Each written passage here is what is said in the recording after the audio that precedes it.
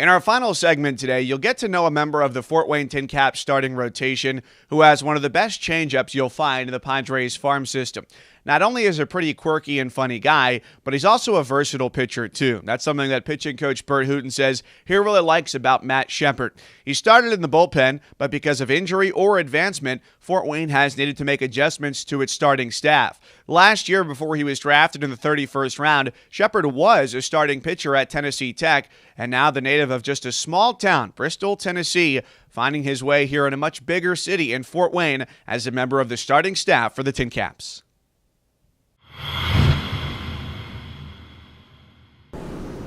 Here on the Leadoff Spot, I'm joined by TinCaps pitcher Matthew Shepard. And Matt, let's just start from the beginning about growing up in Tennessee and what made you want to become a baseball player and then specifically a pitcher. Yeah, growing up in Tennessee was nice. A real family-oriented place, country area, not too much to do. And I'm real blessed to be able to grow up in that area. And as far as baseball, my dad played baseball all growing up when he was little, and really introduced it to me at a young age. I think I started playing at 4. So he played college baseball, and he was actually a center fielder and a pretty good power hitter. I don't know where I got my arm from, but yeah, that's he had it growing up for me the whole time. From 4 to now. I think it's been playing for 18 years now. So it just kind of grew on me, and luckily enough, here I am still playing. So can't complain about that. And it's interesting, too, because as a little boy, I wanted to be a baseball player, and I dreamed of being a pitcher. I know everybody loves to hit and hit home runs, but I wanted to pitch, and I found out at an early age I couldn't throw strikes. So when did you decide that you wanted to be a pitcher and then realized, hey, I can be pretty good at this? I was a shortstop, second baseman up until I was about 16 years old. I was about 5'8", about 160 pounds, and little old kid, and then going into my junior year, I actually grew like 6 inches, and threw off the mound one day, and I went from like 76 to 86, and I was like, oh, let's try this out, and one thing led to another, and I played a couple summer tournaments, and it got me into college, and here I am. So I really didn't even think I was even going to be able to play college baseball after my first 2 years of high school, and then everything worked itself out, and my junior high school is when I found I could, pitch a little bit, and everything kind of fell into place since then. And now here you are playing professional baseball as part of the Padres organization, and I think baseball is probably the sport more than any of the other ones. High round draft pick, mid round, later round. Hey, if you can play, you can play. You can live the dream, and specifically in your case, if you can pitch, you're going to find your way to climb the level and maybe wear a Padres uniform one day. Yeah, no matter where I was drafted, I was happy. I was a 31st round draft pick, and that's late, but I was excited as if I was a first.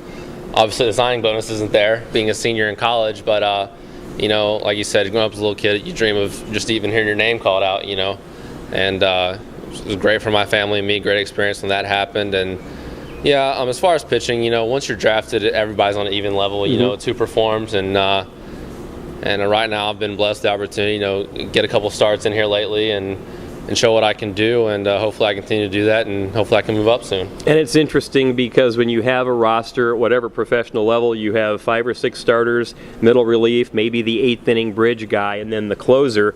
I think you've been a valuable member of this team and helped qualify for a first half playoff spot because you're what they call an innings eater. You can go 2 or 3 innings a day in middle relief, and you need that guy to get to the 8th and 9th inning guy. But, and guys, by the way, can make a lot of money at that now at the major league level if you can be that guy, so it probably doesn't matter. But it seems like anybody who is a pitcher ultimately wants to be a starter. There's something about being a starter. You've had the chance to be a starter, and I think you're pretty comfortable in that role. You'd like to embrace that a little more. Yeah. I was a starter all 4 years in college, and I enjoyed it. And like I said, I was a late round draft pick. Came in knowing I probably wasn't going to get to start right off the bat. Pat Murphy was my head coach last year. I think he's the coach in Tucson now. And he told me, as long as I keep throwing well, draft status doesn't really matter as long as you, do what you need to do, and things will fall into place. And coming out of the pen this year, it was new to me when I first got drafted. As far as having to throw every 2 or 3 days instead of every 6 days, definitely a little tiring on the arm at first, but I enjoyed it. You almost feel like you're more part of the team when you get to come in every 2 or 3 days and help out, especially in that first half. We had such a good first half, and everybody in the bullpen, the whole pitching staff did great the whole first half.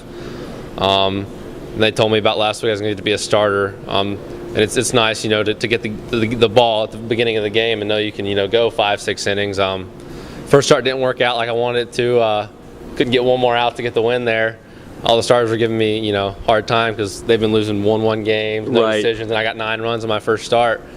Yeah, it's fun. It's a little different warming up before the game and all that, but I enjoy it and hope to, continue to have success there. And it seems in professional baseball, most every pitcher, I mean, some are a little better when you can run it up there at 96, 97, 98, but most everybody throws a good fastball when you get to the professional level in this league as well. So you have to get a very good secondary and even a third pitch. And I know, listening to you chat by the batting cage, pretty early in the season, you were working on a changeup, and it seems like right now that is just a devastating pitch for you. That has been lethal, I think, as far as you striking guys out and getting guys out. It seems like you've really started to command that pitch. Yeah, I really didn't have a changeup until about my senior year in college. I was actually watching a pitcher, Johan Santana, the pitcher for the Mets. He's apparently got one of the best changeups in the league. So I just got in the outfield one day and started messing around with it, and lately it's become probably my best pitch. I do throw a fastball okay.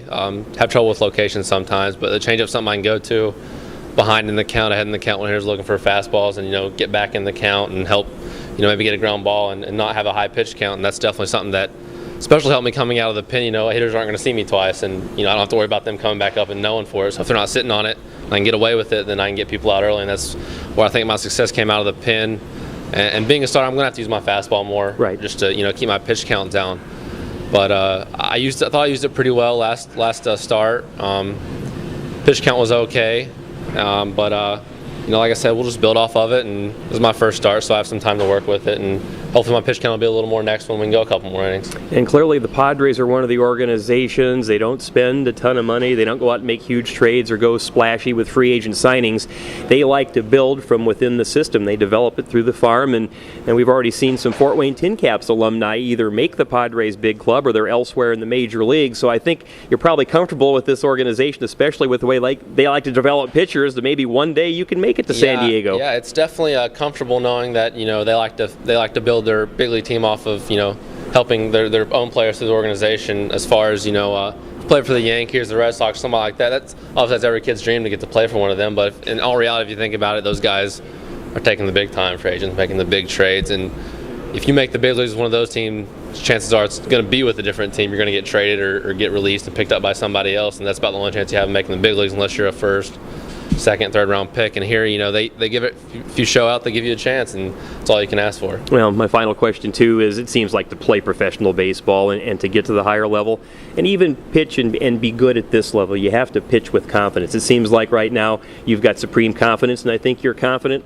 Let your arm, let your pitching speak for itself, and you'll continue to climb that ladder. Yeah, confidence is a huge factor in pitching. In college, I didn't have it. I was going more off my raw stuff and trying to almost, I wouldn't say compete too hard, but just get in my own head. If I give up a couple hits, a couple runs, it's going to happen. These hitters are good. College hitters are good, and you just got to trust your stuff and go out there and know you're here for a reason, and let your stuff work the way it should work. And that's what I've been doing lately. Obviously helps throwing well, and that always helps with confidence. But I have great teammates that pick me up when we don't do so well, and that's great. That's why I won so many games in the first half. Hopefully we'll pick it up here in the second half a little bit. But confidence is definitely a huge part in what helps success on the mound. Matt, thanks for the time. Best of luck the rest of the way. Thank you. TinCaps pitcher Matthew Shepard here on the Leadoff Spot. Our thanks to pitcher Colin Wright, infielder Tyler Stubblefield, and of course, as you just heard, pitcher Matt Shepard for their help here on another great episode of the Leadoff Spot brought to you here on Xfinity. But to look back on that last 30 minutes and think about the stories that we heard of Colin Ray, who's working on his fastball after being sent down from Advanced A Lake Elsinore, of Matt Shepard being moved into the starting rotation after starting the year in the bullpen, and about the great changeup that he has, and for Tyler Stubblefield, a bit of a comeback story of sorts, 25 years old and now in his third year with the TinCaps, but still just happy to be playing professional baseball. Up next is our pregame.